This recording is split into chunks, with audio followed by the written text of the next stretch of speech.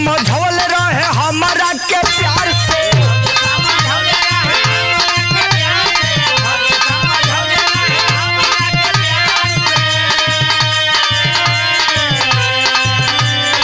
भौजी समझौल रहे हमारा के प्यार से। जाड़ में ना झगड़ा, जाड़ में ना झगड़ा कोई जाला भत्तर से। जाड़ में ना झगड़ा कोई जाला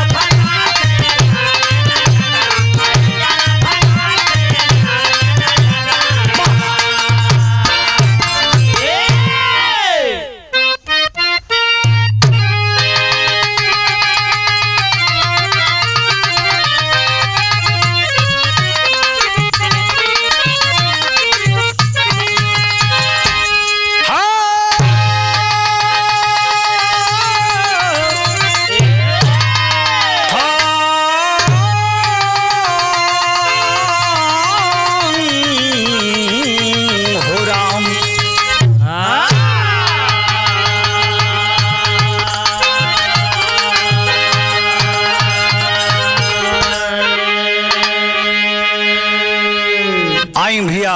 मैं राकेश यादव पप्पू, बिरहा लोकगीत गायक कलाकार।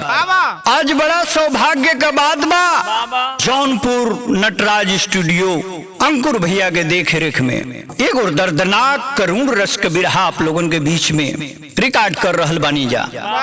यूट्यूब चैनल दिलवाले बिरहा म्यूजिक के बैनर तले आपको सुनने को मिलेगा। आशा नहीं बल्कि पूरा विश्वास है। अरे वाह! आप सबका दुलार प्यार ही बिरहा गवाता है राकेश को। जैसे सब बिरहा को आपने प्यार दुलार दिया, यथावत इस बिरहा को आप भी उतना ही प्यार दुलार प्यार देंगे। 4 लाइन भूमिका लगन मास्टर साहब कैसे बा।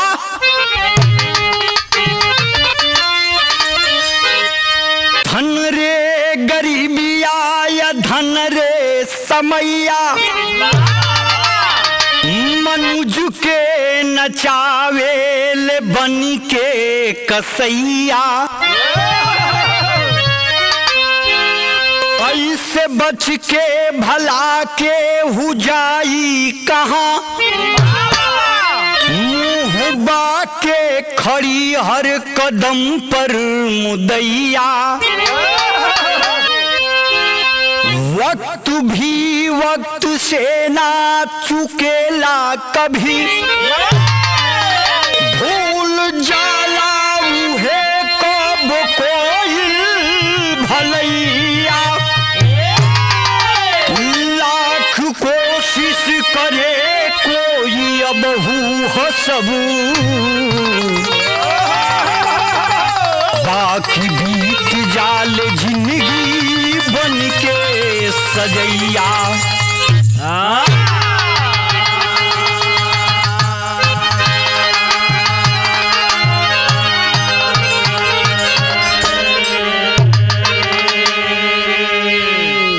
भूल जाला उहे कबो कोइल भलैया। लाख कोशिश करे कोई कि अबहू हसब, बाकी बीत जाले जिंदगी ये बाबू बनी के सजैया। आय है रे गरीबी अंकुर भैया, गरीबी जीव का काल है। आ गरीबी हमके लागत तक कि पीछा भी छोड़ी ना।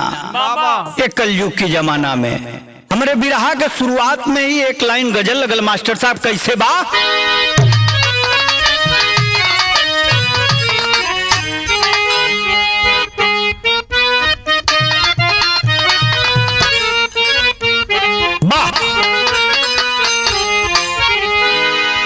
आड़ लेके घूंघट का, आड़ लेके घूंघट का, आड़ लेके घूंघट का, दिल पे वार करती है।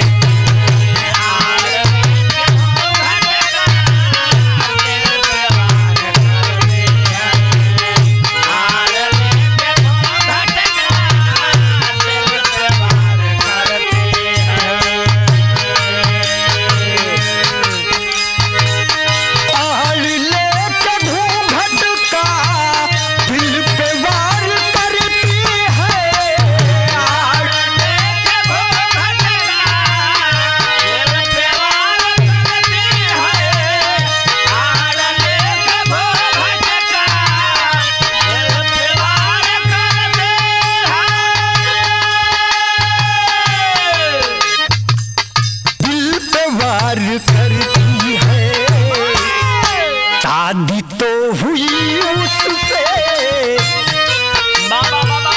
शादी तो हुई उससे, शादी तो हुई उससे, पर वो मुझ पे मरती है।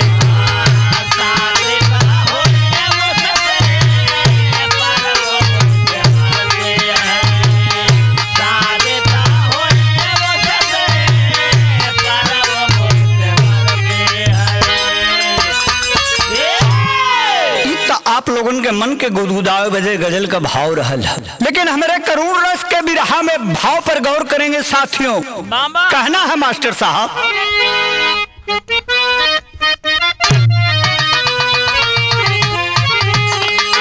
ऐ खुदा गरीबों पे, ऐ खुदा गरीबों पे, ऐ खुदा गरीबों पे क्यों जुल्म ढहाते हो।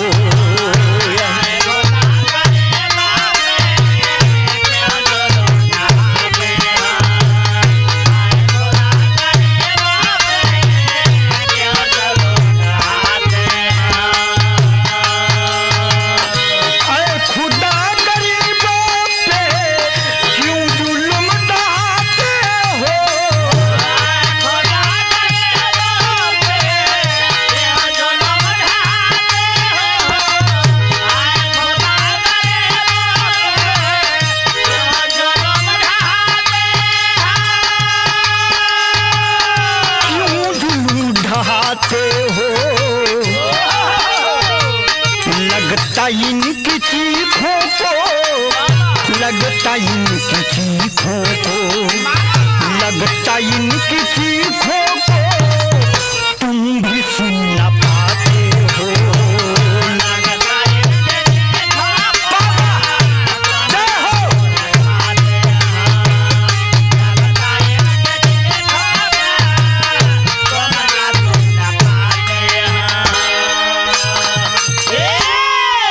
मास्टर साहब, हमारे बिरहा का शुरुआती हमें से भइल है। कहानी कहाँ के बा, कब के बा, कब का ही घटना है। दर्दनाक के भैया हृदय विदारक की घटना आप लोगन के दुखी करी। हमार मकसद दुखी करे का ना है, समाज के आईना दिखावे बदे भी रहिया हम, समाज के सचेत करे बदे हम कि ऐसा दुर्भाग्यपूर्ण घटना फिर से हमारे देश में न आवे और न होखे। कहानी का शुरुआत बा मास्टर साहब कैसे।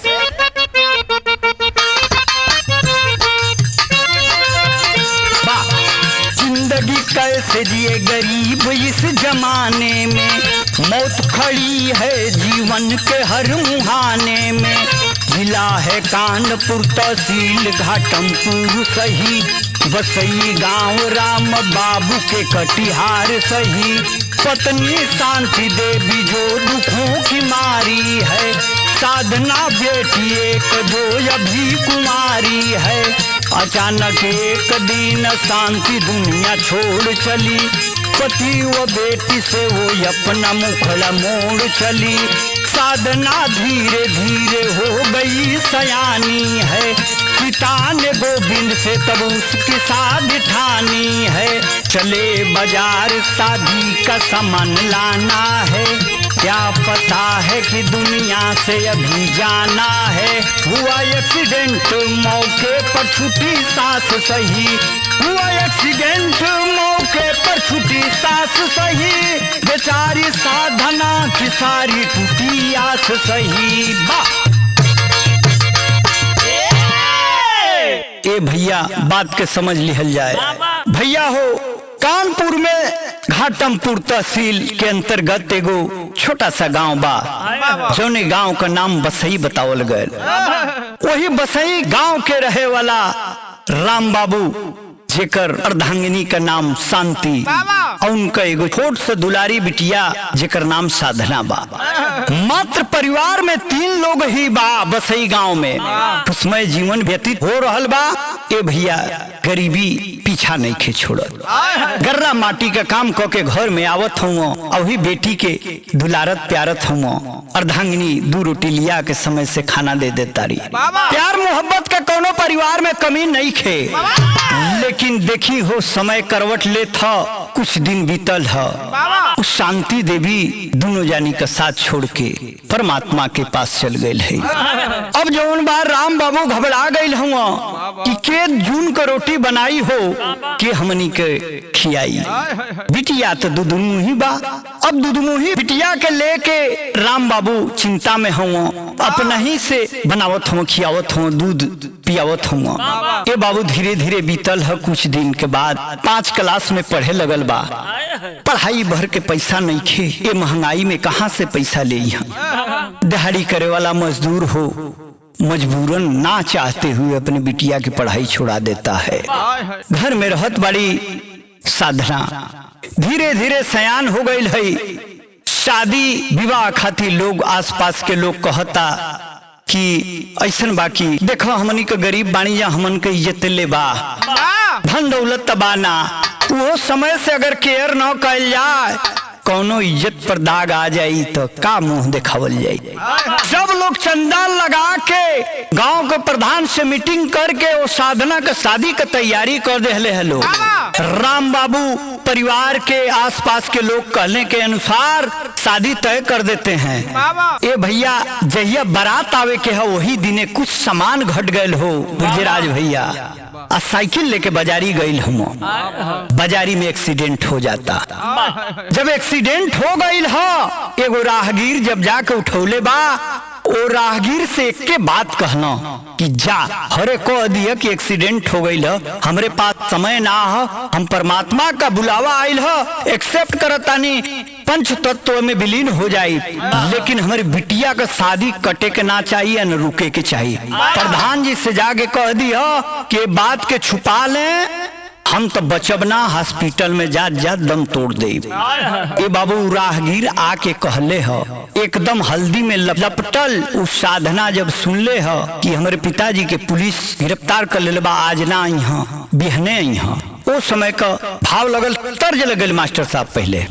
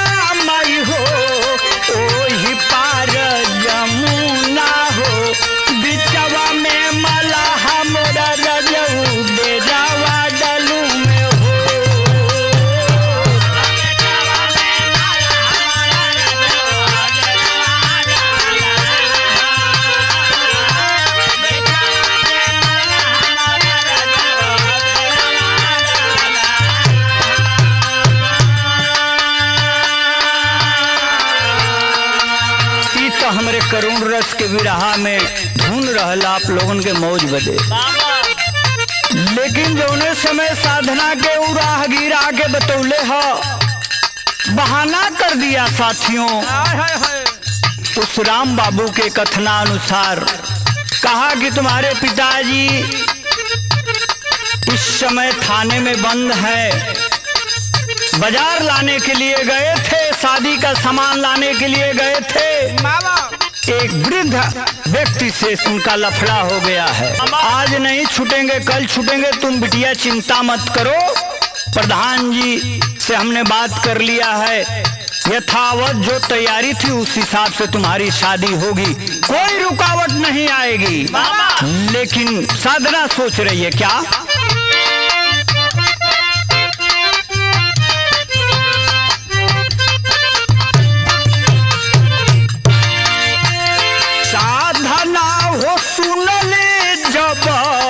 पापा के खबरिया हो,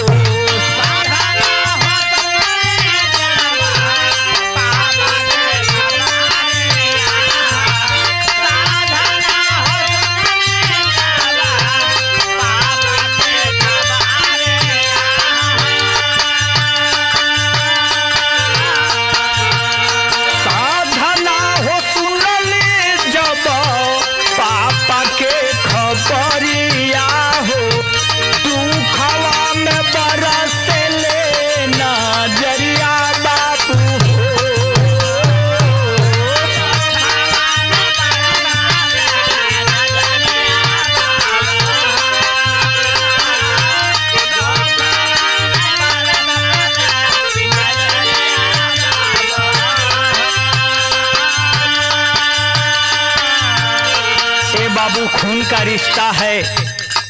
साधना को आभास हो गया, मन ही मन सोच रही है क्या बहुत सपन में छोड़ी गईली हमके माया नवा हो।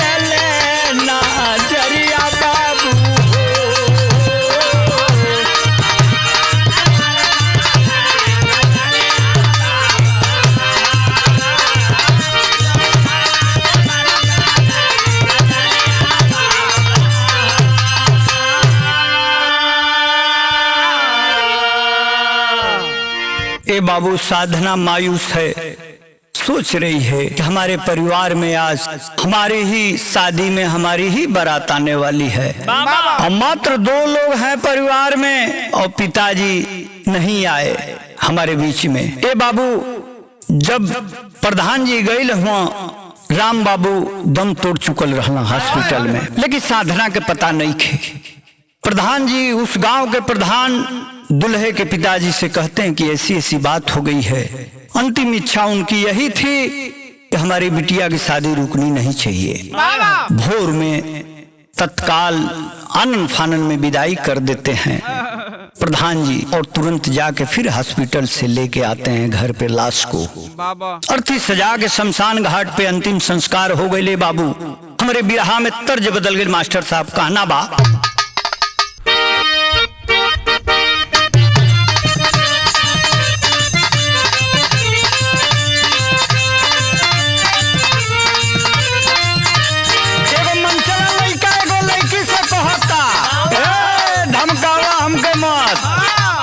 भोजपुरिया जवान है कहता का ना केहू के डरिए गोरिया ना कमनो मजबूरी में।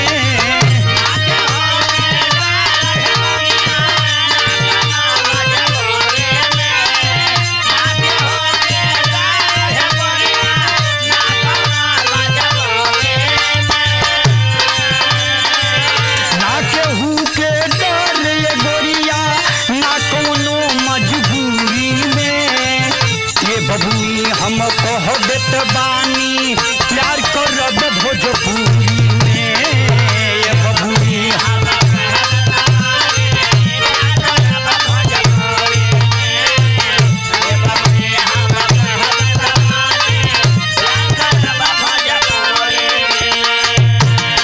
वाह ई तो तर्ज रहल है, लेकिन भाव सुनी कितना मार्मिक लिखत हुआ कवि जी।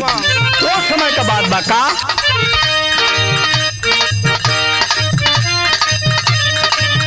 स्वर्ग विराजे माई बाप तब धर्मी पति भेटा गईले।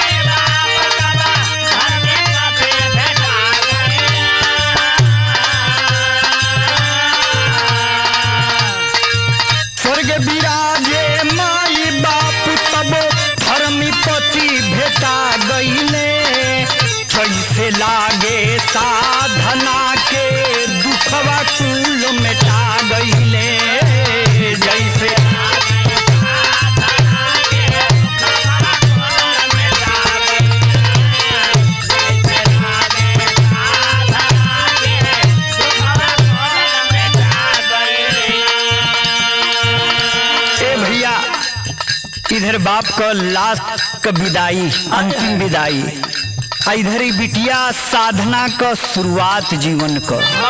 दोनों एक संगे भइल बा 1 घंटा के अंतराल में। साधना हंसी खुशी का मन में गम लेके कि हमारे पिताजी हमके विदा करे खातिर ना दिखाई देला। ससुरा में गइल बा।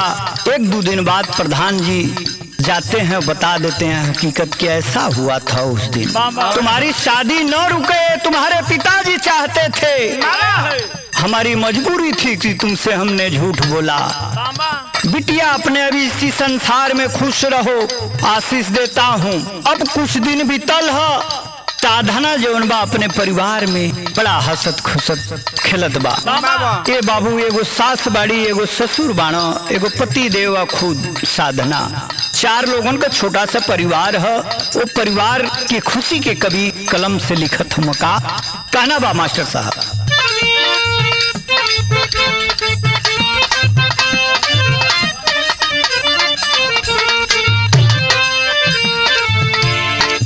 बड़े प्यार से बीते लागल सुखमय आज जीवनिया हो।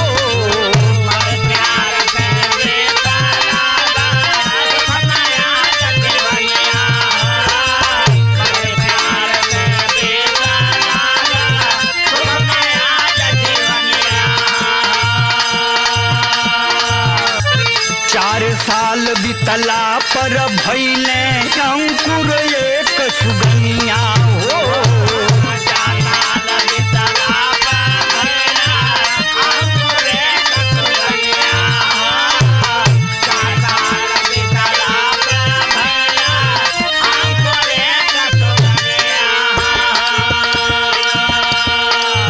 गोद गुलजार भइले भैया मेहरी मरद धधा गईले।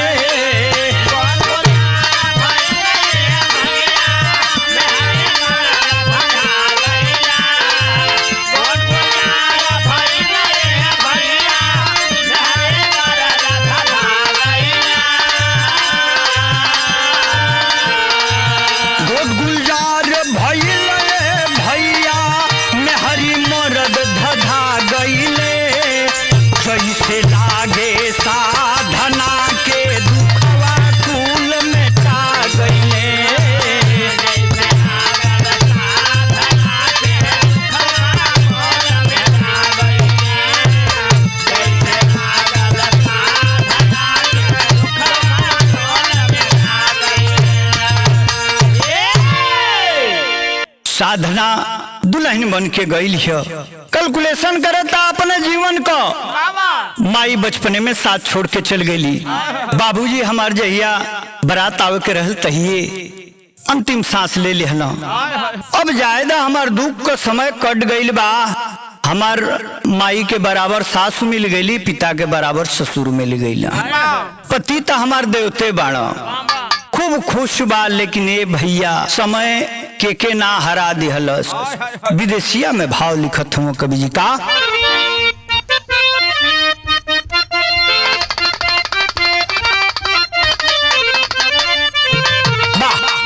अरे लेकिन समैया नहीं, अरे खुशिया के देखी पवलस अचके में सासू माई तेजली परनमा। पत्नी के मरल काक से रघुबर दुखी भइले। अरे ले बाया रागा बापू छोड़ले भवनमा। 1 2 3 4 बीतले महीना हो। दुखवा के टूट गईल फिरो समनवा। शहर से खाद अरे गोविंद ले आवत रहले। अरैया में होई गईले टरक से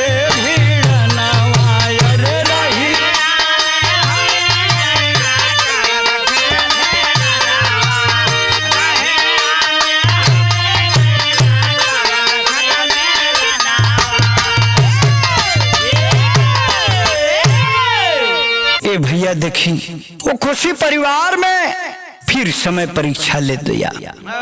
आय है रे बाबूजी गोविंद खाद लियावे गइल बना शहर में, तनिके खेत बा समय से खाद डाला जा कि हमन के खाए पिए भर के हो जाए। एक्सीडेंट हो जाता है बाबूजी ट्रक से, लहूलुहान है, सास ससुर भी साथ छोड़ दिए, सास असमय उनकी मृत्यु हो जाती है। उनके वियोग में ससुर घर छोड़ के चले जाते हैं। ये भैया तर्ज लगल लेकिन भाव इतना सुंदर कवि लिखले में तर्ज गौले का कोनो मतलब ना कहना बाका।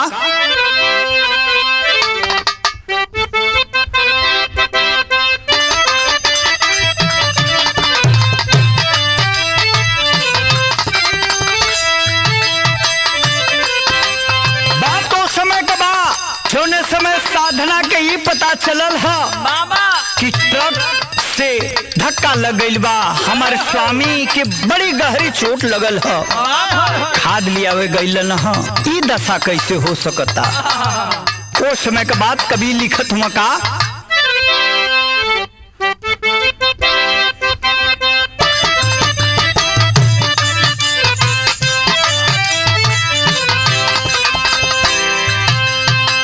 साधना रोएली छतिया फाड़े सजना हो।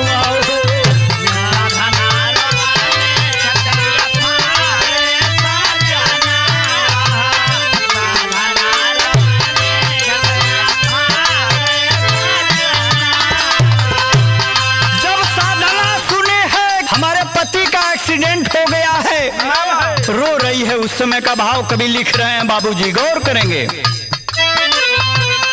साधना रोवेली छतिया फाड़े सजनवा, फाड़े सजनवा हो, केकर कहिल कामन हम बिगाड़े सजनवा हो।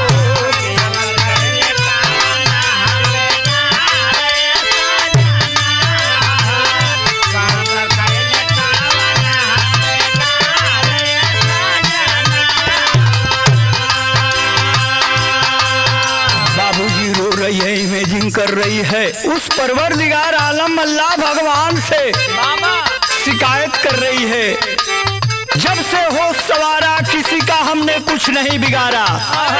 ये हमारे जीवन में कौन सी अग्नि परीक्षा बार बार ले रहे हो। ये कोई फिल्म नहीं बन रही है कि रीटेक पर रीटेक। ये प्रभु ही का होता हमारे जीवन में। रोवत चिल्लात या सब तलवा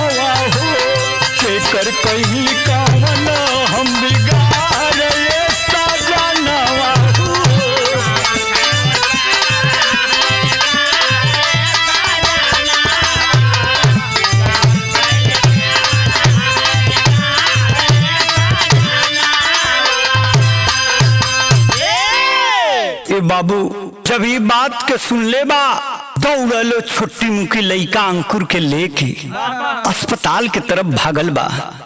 जाके देखले कि हमारे पति लहू लुहान बेड पर पड़ल हूँ।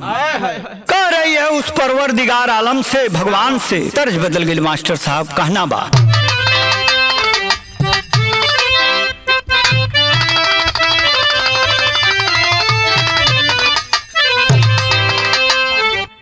से सुंदर फर्ज बा मास्टर साहब। जौने समय पर्चा लिख के उस साधना के हाथ में थगौले हुआ डॉक्टर साहब गइल बिया दवाई लेके आई लिया। सोचलस कि डॉक्टर साहब के दवाइया देले से पहले तनी कुछ बोल बतिया ली। जब खदिया लियावे जात रहा कुछ कहल चाहत रहा, लेकिन हम बर्तन मजला के चक्कर में ध्यान ना देली। वो बतिया तो कम से कम जान ली कि का कहल चाहत रहा। भाव लगल मास्टर साहब कहना बा,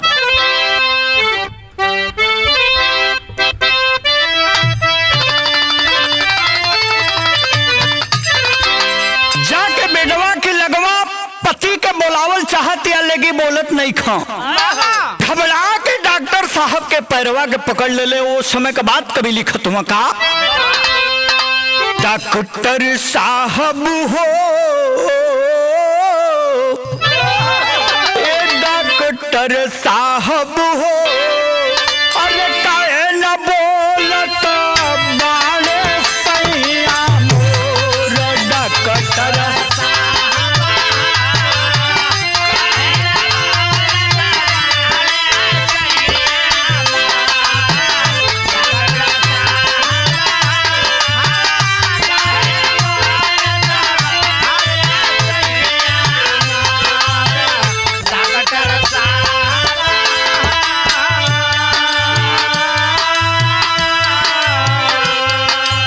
डॉक्टर साहब का पांव पकड़ के बाबूजी, साधना फपक फपक कर रो रही है, सवाल करती है जितना पैसा लगेगा जो भी खेत बाड़ी है मैं बेच कर लाऊंगी। हाथ जोड़ रही हूँ डॉक्टर साहब, यही हमारे जीवन का आधार है, इन्हें कुछ होने न पाए।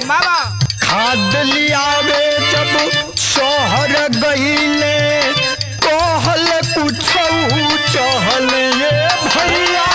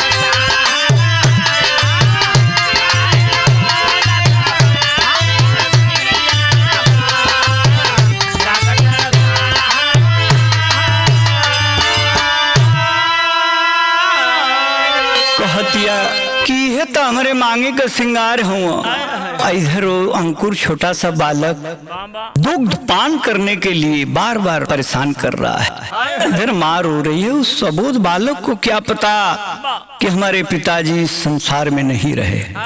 बड़ा मार्मिक भाव देते हम कवि जी। बदल गए धुन मास्टर साहब।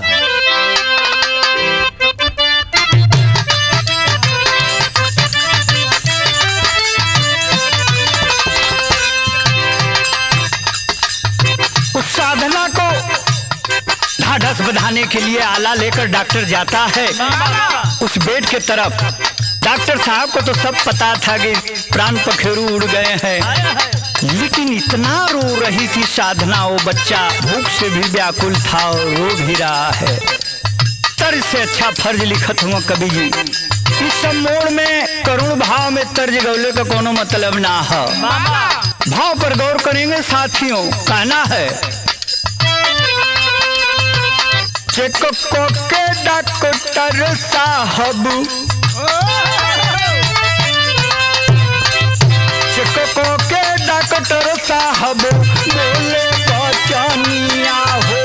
चेक को के डॉक्टर साहब बोले बचनिया हो। दुनिया में सयाना तो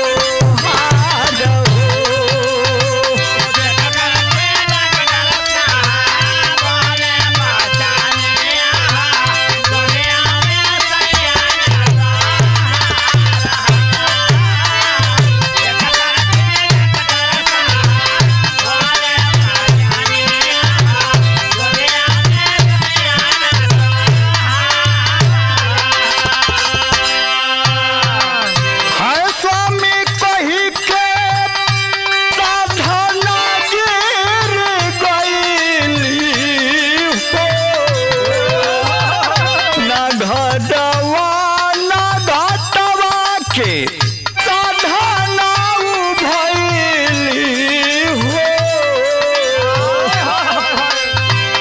अब के पापा को ही अंकुर सुगानावा हो।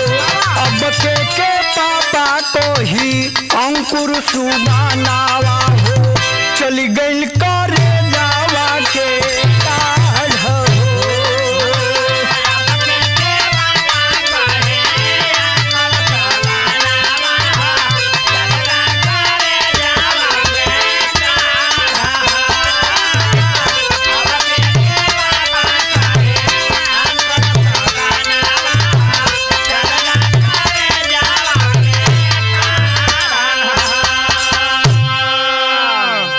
बाबू साधना रोतिया, बार बार बेहोश हो जाती है। डॉक्टर साहब बात को समझ गए हैं और नर्सों को लगा दिए, पानी का छिट्टा मार रहे हैं लोग बाबा। लेकिन समय के देखते हुए कभी टेरी के भाव में कहता हूं का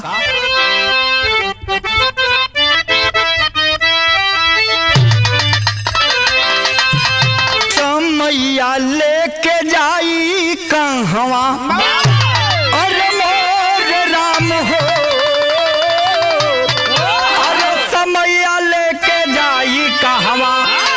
मैया लेके जाई कहवा। अरे मोर राम हो, अरे समैया लेके जाई कहवा। जीवन के हर कदम पे काल खड़ा बा मुहवा, अरे मुहवा। समैया लेके जाई कहवा, जीवन के हर कदम पे काल खड़ा बा मुहवा। समैया लेके जाई कहवा। ए बाबू जे केहू से ना हारल समय से हारल है। हमरे बिरहा में तर्ज बदल गए मास्टर साहब, वो मार्मिक तर्ज लगल है।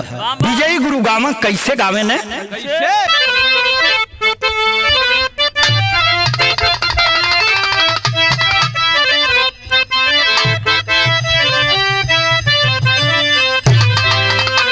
जब नदी के बीच में भैया मलाह लोग नाव बोझ लेला लोग त गंगा माई के आराधना करत गावत बजावत पार होखे का विनती करेला लोग का कंकड़ी तो हके चढ़ई बे मैया हो। अरे तो हके चढ़ई बे मैया नारियर चुनारिया हो की गंगा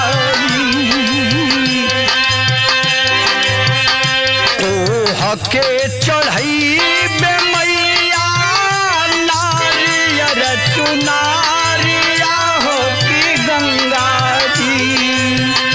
पार कोई दे मोरनवारिया हो की गंगा जी।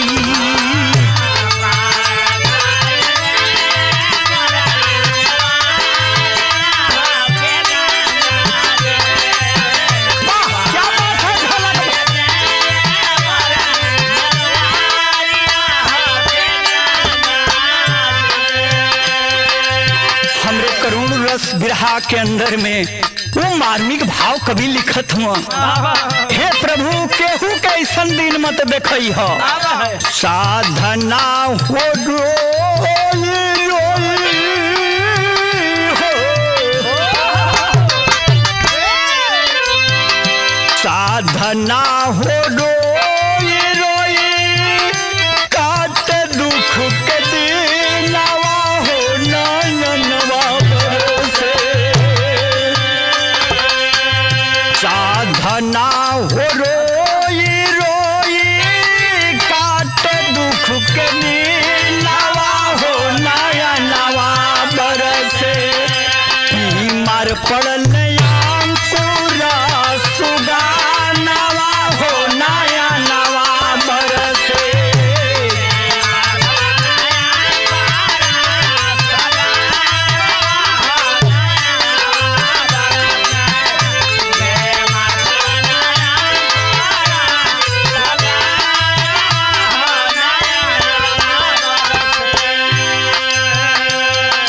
अंकुर छोटा सा बालक, अबोध बालक के सहारे वो साधना अपना जीवन यापन कर रही है बाबूजी। कुछ दिन बीतता है, अंकुर को बुखार होता, हॉस्पिटल में लेके जाती है। डॉक्टर कहा कि इसको डेंगू हो गया है। ये बच्चा खतरे की घड़ी में भगवान से लड़ रहा है, इतना देर क्यों कर दिया? बताती है कि डॉक्टर साहब धन का अभाव है, शाम सुबह का रोटी भी नसीब नहीं खे हो। हम सोचली हैं काढ़ा उड़ा पिया के अपनी बचवा के ठीक कर ले, लेकिन हम का जानी कि मौत से जूझता ही बेटवा हमार। बबुआ के लेके गईली अस्पताल दरमियान नवा हो नया नवा। बबुआ के लेके अस्पताल दरमियान नवा हो नया नवा बरसे। बोले डॉक्टर डेंगू बाबा नवा हो नया नवा बरसे।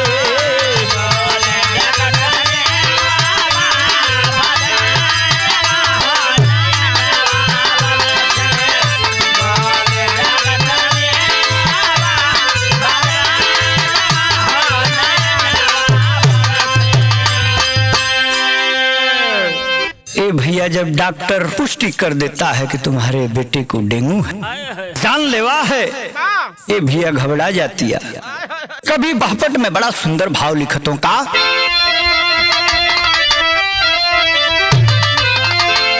एक रुपया खातिर सबसे करे दोहैया हमारे भैया हो।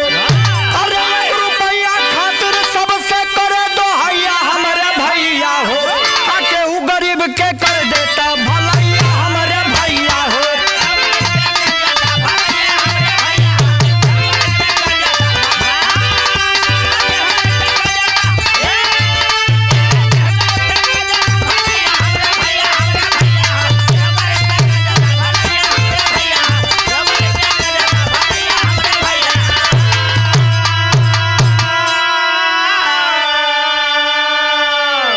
अस्पताल में बेटवा को भर्ती करा के बाबू गांव में आती है साधना, और इनसे उनसे गुहार लगा रही है कि मेरा बेटा मौत के सेज पर सोया हुआ है, कोई हमें मदद कर दो, हम अपने लाल को जिंदा पा जाएं। अरे वही गौवा के लालू राल बारी जतदार हो। अकाल रुपया देब जब मन बात हमार हो। अरे एक रात तू हमरो से सजावा बनेलू गैया हमारे भैया हो। और रुपया लेके बाबू के दवा करावा बनेलू गैया हो। ए बाबू साधना के गांव का ही बड़ा धनाट आदमी लालू जेकर नाम है। लास्ट में उन्हीं के लगे गईल बिया साधना। धीरे धीरे अंधेरा हो रहल बा, दारू पियत रहल ललुआ हो, और दारू के नशा में बड़ा दिन से पसंद करत रहे साधना के। वो बात आसानी से कह देहलस, करे तुमको तो हम बहुत दिन से चाहते हैं, रही बात तुम्हारे बेटे की तबीयत खराब होने की तो ले जाओ अलमारी खोल के जितना पैसा चाहिए, बच्चे का इलाज कराओ, भगवान करेगा तुम्हारा बेटा सही सलामत तुम्हारे गोद में आ जाएगा। लेकिन हमारे मन की बात यह है कि अब तो तुम्हारा पति रहा नहीं, चुपके चोरी से हमसे मिला करो, हम तुम्हारे आशिक हैं। ए बाबू बहला फुसला के शराब के नशा में साधना के साथ रात भर कुकर्म करता है। जब देर हो गई, साधना के पास साधन नहीं था कि अस्पताल तक जाए, भगवान से और उस डॉक्टर पर भरोसा करके सुबह का इंतजार कर रही है। सुबह 1 लाख रुपया लेकर हॉस्पिटल में जब जाती है, बात बदल चुकी थी। अल्लाह के भाव में कहना बा मास्टर साहब,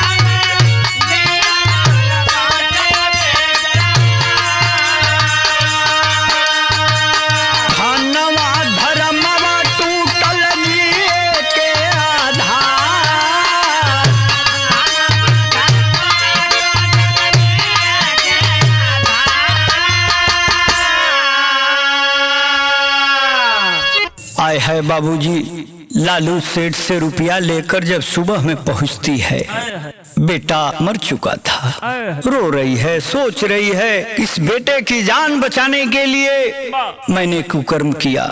मैं सोचा कि मेरा बेटा मेरे साथ रहेगा, लेकिन हाय रे प्रभु, ये तू कौन सा दिन हमें दिखा रहा है। एक पर एक बारी बारी से सभी साथ छोड़ के चले गए, और जो साथ भी दिया तो कर के साथ कर वसूल लिया। जो हमारी थाती थी वही हमसे लूट गई। मैं जी कर करूंगी क्या। ये बाबू बेटवा के लाश गोद में लेके और अंतिम संस्कार बदे चलली।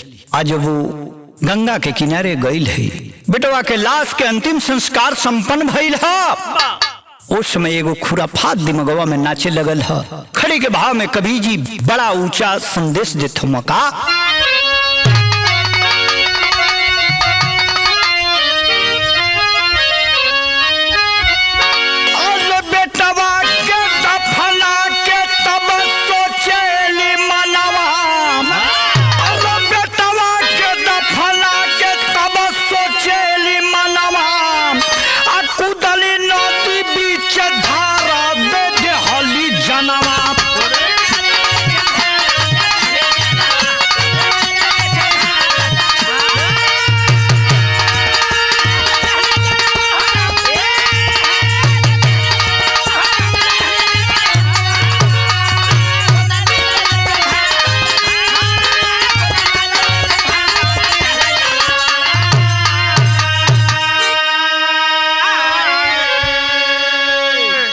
मरता क्या नहीं करता, समय के ना हरौलस हो।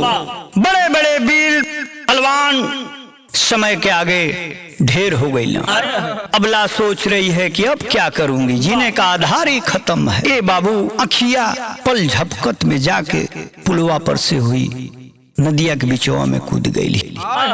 कहो जे कूद जाई नदी के बीच में, उतनी तगड़ी स्पीड में चलती है धारा, जान कहाँ बची। सब ही के सब समझावेला भाई, कैसे उ समझी जब समय न चाही।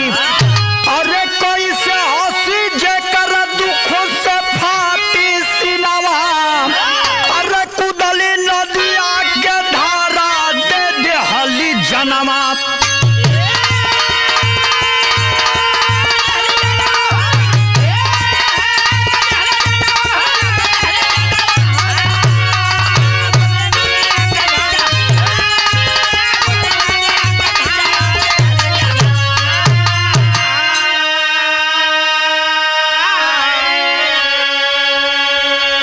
कुसुम पराग जग में यारो समय बड़ी बलवान। अरे कहे सुरंदर काशी समय पर रखना ध्यान हो। अरे समैया लेके जाई कहवा, अरे समैया लेके जाई कहवा। लिखते ब्रिजराज राकेश के बने सहैया, समैया लेके जाई कहवा।